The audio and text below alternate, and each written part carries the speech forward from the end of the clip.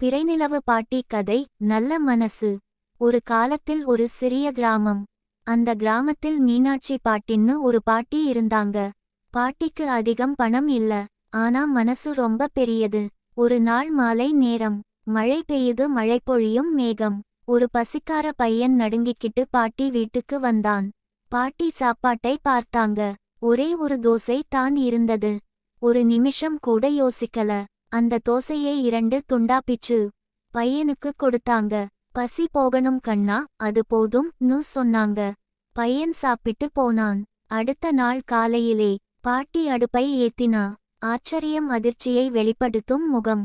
தோசை மாவு முடிவே இல்லாம இருந்தது.